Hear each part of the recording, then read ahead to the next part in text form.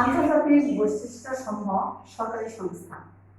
তাহলে আমরা বললাম যে পৃথিবী বা বিশ্বের বিভিন্ন দেশে সরকারি প্রতিনিধি নিয়ে যে সংস্থা গঠিত হয় সেটা আন্তর্জাতিক বৈশিষ্ট্য সমূহ সরকারি সংস্থা।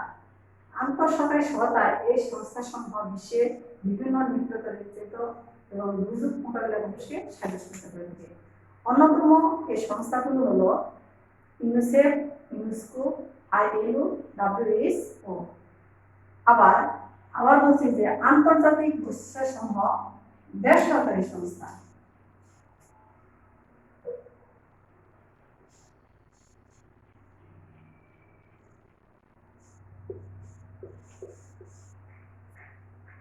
আন্তর্জাতিক পর্যায়ে আন্তর্জাতিক বৈশিষ্ট্য সমূহ বেসরকারি সংস্থা। তাহলে আন্তর্জাতিক পর্যায়ে যে সমস্ত বেসরকারি প্রতিনিধি নিয়ে সংগঠন গড়ে ওঠে, বেসরকারি প্রতিনিধির সমন্বয়ে যে সমস্ত সংগঠন ঘটে তাকে আন্তর্জাতিক বৈশিষ্ট্য সমূহ বেসরকারি সংস্থা বলে। তাহলে এখানে সরকারি সহায়তায় বা পরোক্ষ সাহায্য সহযোগিতার মাধ্যমে এই বেসরকারি প্রতিনিধিরা তাদের কাজ করে। অন্যতম এরকম লক্ষ্য করো, যেমন আন্তর্জাতিক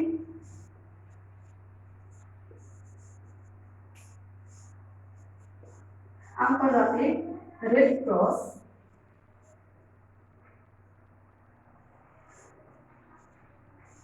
যেমন আন্তর্জাতিক রেড ক্রস, সেরকম দেখো আন্তর্জাতিক শিশু কল্যাণ ইউনিয়ন।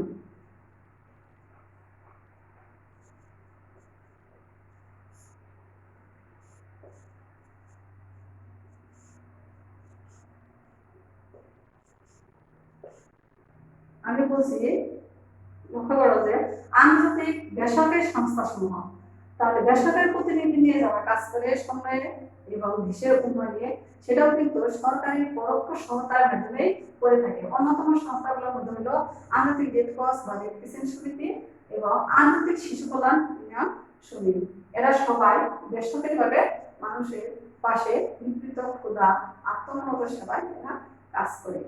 তাহলে আমি বললাম যে ক্লাসিফিকেশন অফ অর্গানাইজেশন আন্তর্জাতিক সংস্থা, সরকারি সংস্থা এবং বেসরকারি সংস্থা। সেই সাথে বলছি লক্ষ্য করো 3 নম্বরে জাতীয় পর্যায়ে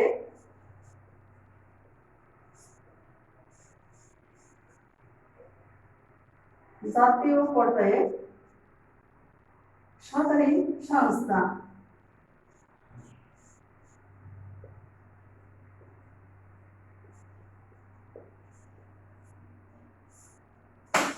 জাতীয় পর্যায়ে সরকারি সংস্থা। 4 নম্বরে জাতীয় পর্যায়ে বেসরকারি সংস্থা।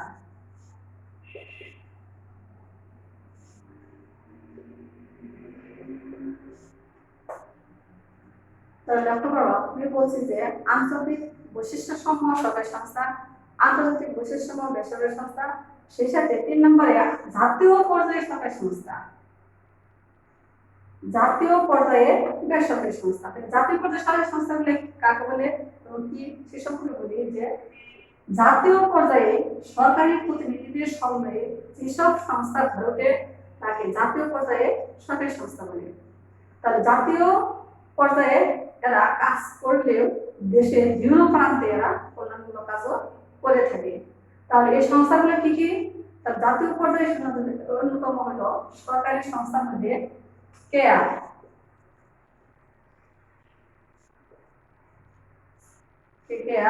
কানাডিয়ান ইউনিয়ন সংস্থা। তাহলে আমি বলছি যে এর মধ্যে সরকারি সংস্থাগুলো কি কি হয়? একটা হলো কেয়ার এবং কানাডিয়ান ইউনিয়ন সংস্থা। আবার বলছি যে জাতীয় পর্যায়ে বেসরকারি সংস্থা। তাহলে জাতীয় পর্যায়ে বেসরকারি প্রতিনিধির সঙ্গে যে সকল সংস্থা কাজ করে গড়ে ওঠে সেটাকে বলা হয় বেসরকারি সংস্থা।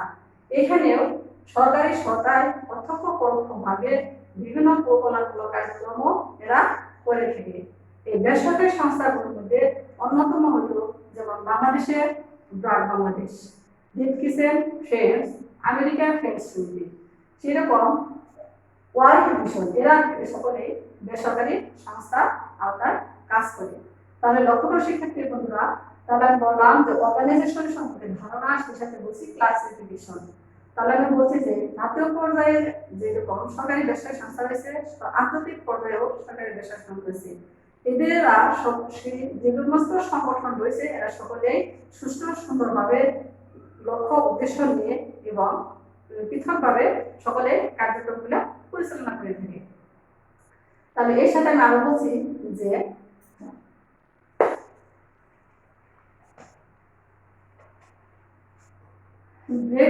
Background of international organisation in Bangladesh.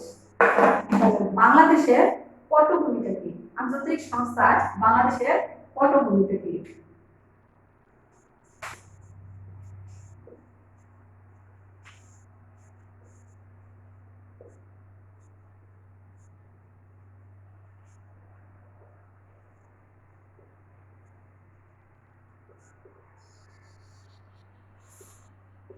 বাংলাদেশের পটভূমি।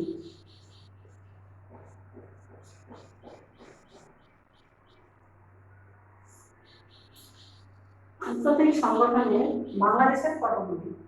বাংলাদেশের সমাজ কল্যাণ বিবর্তনে যেরকম বিস্তার লাভ করছে, বিবর্তনের সাথে সাথে সেই রকম আন্তর্জাতিক সংগঠনগুলোর বিভিন্ন বিবর্তনের মাধ্যমে এরা বিকাশ লাভ করছে।